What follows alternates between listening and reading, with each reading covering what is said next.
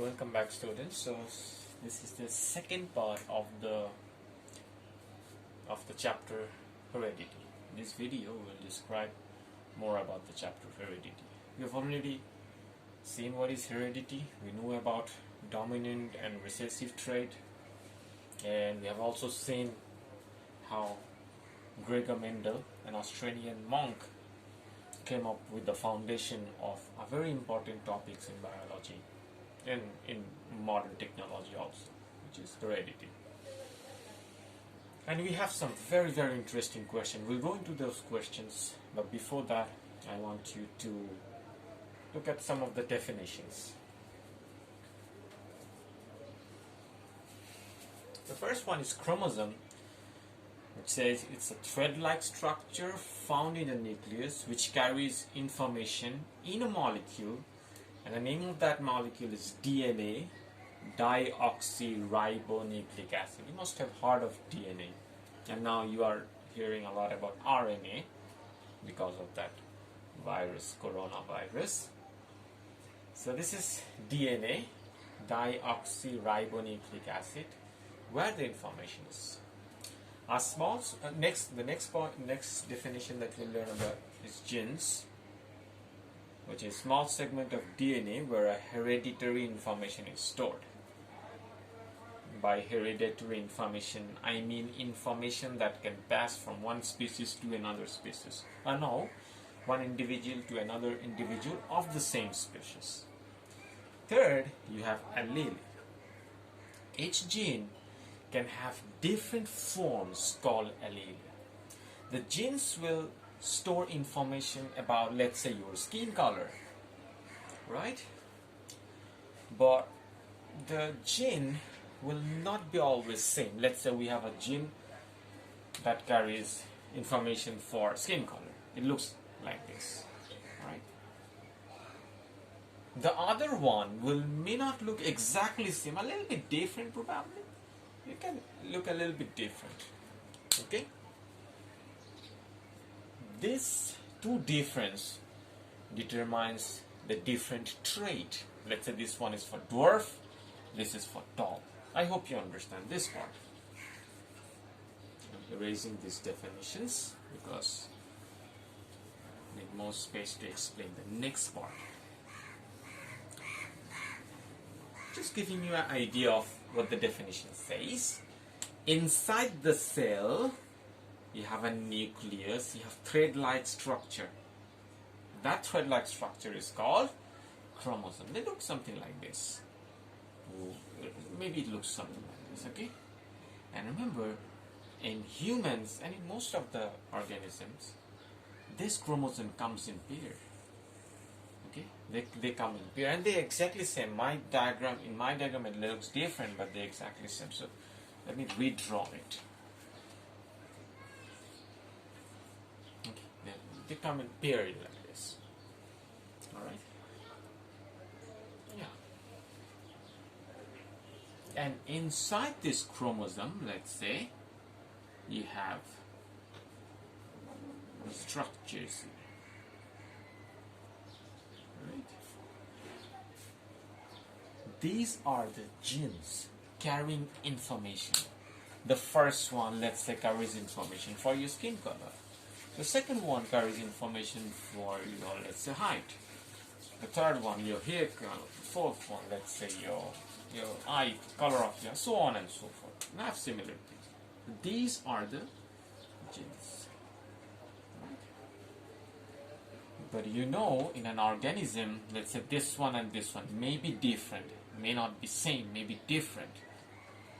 Okay? Each of these are called allele. Each of these dots are called allele. This allele is a little bit different. Okay?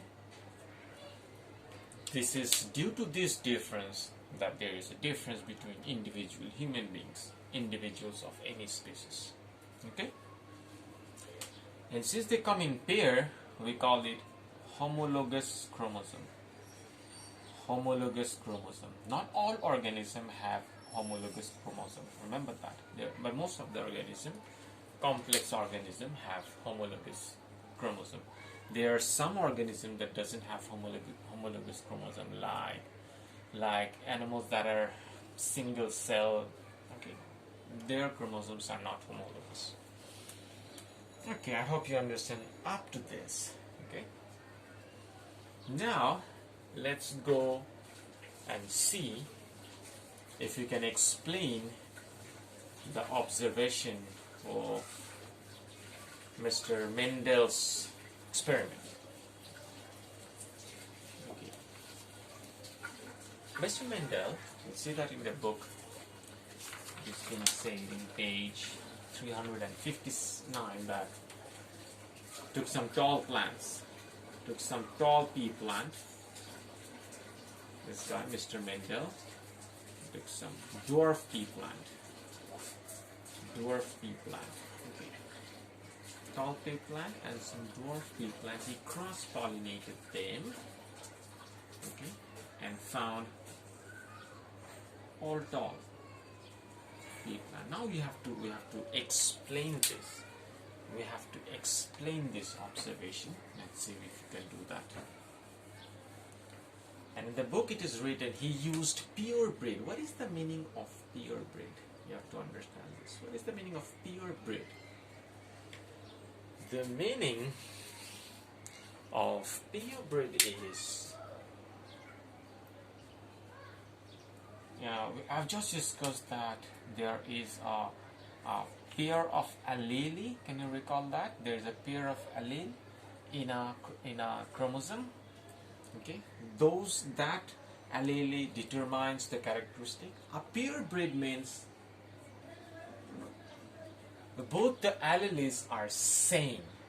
Can you follow me? A purebred of tall pea plant means both the alleles are same.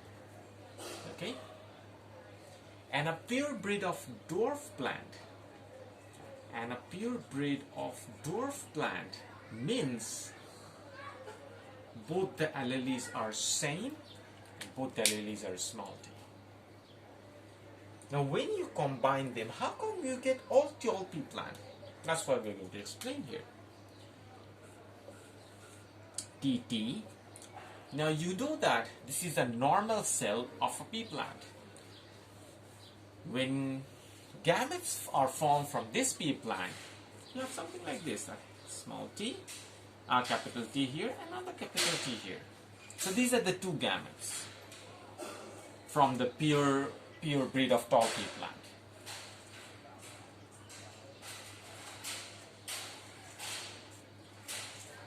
These are the gametes from pure breed of dwarf pea plant. Now you cross-pollinate them. When you cross-pollinate them, what do you find? The F1 generation. In the F1 generation, what do you expect? You expect nothing but TT. You expect a capital T. You expect a small t. Now how will this F1 generation look like? How will the F1 generation look? Will they be tall or will they be dwarf? They will be tall. Although there is an allele that represents dwarf, but this F1 generation will be tall. Why? Because capital T is the dominant here. Capital T is the dominant here. Okay? So you see in the F1 generation you have capital T, small t, capital T. All the organism of F1 all the species of all the individual of F1 generation, capital T, small t, capital T, small t, capital T, small t. And since capital T is the dominant trait, you will see that all the plants are tall. However, so we understand this. However, in the second generation, F2 generation, what happens? We want to see that. I need to erase this. I think I should get a larger word, but for the timing we have to continue with this. So, F2 generation from F1 generation. Remember that. Now, the F1 generation is like this. Capital T, small t, right? Another capital T, small t, right? Their gametes will look like this. isn't it? The gametes of F1 generation will look like this. And they are self-pollinating. With each other. That means this T can combine with this capital T, so I can get a capital T. This capital T can combine with this small t, so I can have a capital T, small t. This small t can combine with capital T. I'm talking about all the probabilities. So I can have a capital T, small t. This small t can combine with a small t. I can have a small t and a small t. So these are the 4 possibilities of the F2 generation. This plant will definitely be tall. This one will also be tall. Capital T, small t present, but capital T is the dominant one, so this should be tall. This one will be tall. This one, both dwarf, so this is dwarf. And what is the ratio? You see, in the F2 generation, you see 3 tall plants and 1 dwarf plant. So now I think this explains the observation of Mr. Gregor Mendel back in 1900s, 1866. It's a long time back from now. I hope you understand this. All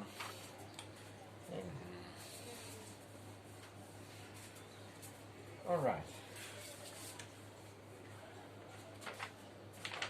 Yeah, I think that's all for this lecture. Okay. We'll proceed and learn more about this interesting chapter later on. Thank you.